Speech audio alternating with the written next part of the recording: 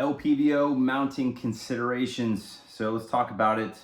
Joel and I posted a video the other day talking about length of pull with rifles, rifle stocks, and both of us saying that we like, the stock either all the way out or one click in. And unless you are a short king or possibly a small stature woman, stock in this configuration, one click or two clicks out, like that is not the play.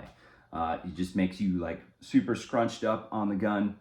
Doesn't really help you in regards to getting leverage and effectively and efficiently managing recoil when you are shooting the rifle. So all the way out or one click in, really good place to be. If you want to know more about our thoughts on that, go watch that video. I'm not going to cover that here, but there was a comment on there that made me realize, well, like maybe some people don't understand how to set up their LPVO. Because the guy commented like, hey, when I pull the stock out, I no longer have eye relief for my Strike Eagle 1-6.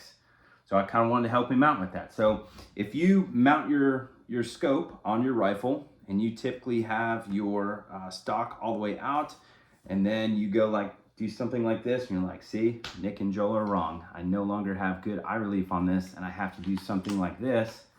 And you go, yup, problem fixed. It's like, no, that is completely backwards, sir.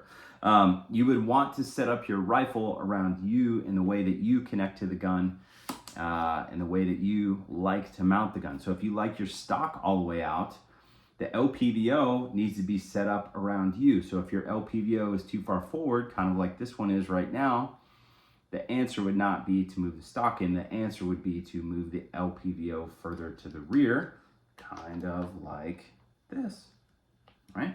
So this is where this LPVO gets mounted on this rifle.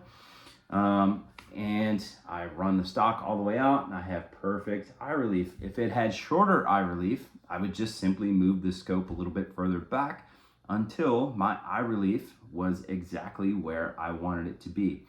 When you mount an LPVO and you have a mount kind of like this ADM, or maybe it's a Badger, like the cantilever mounts that are basically made for LPVOs on AR-15s. I think a good place to start, put the base of the mount somewhere in the center of the top rail, kind of like what I have it here. This one's a hair forward. These Kahles K16Is, like the eye relief on these are huge and very, very forgiving. So this one I can get away with mounting a little bit further forward. But I think a good place to start, put the base of the mount somewhere in the middle of the top rail.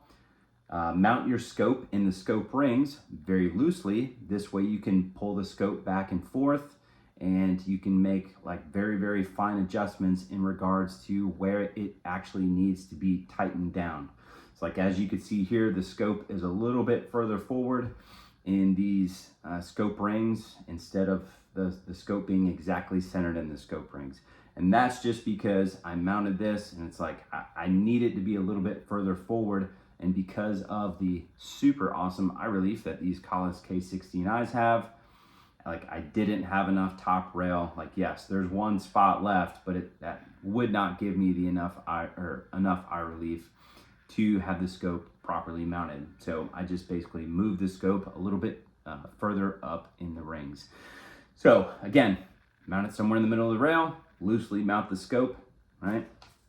Pick the rifle up to your eyes, and you can make minor adjustments in regards to moving your scope back and forth. Maybe you move it forward just an inch, pick up the rifle, move your head back and forth, right? Maybe you drop down to prone, see if you can get good eye relief in prone, etc. But essentially what you're attempting to do is set your LPVO up around you, not the other way around. So hopefully this helps you guys out, and let me know if you guys have any questions, comments, concerns below.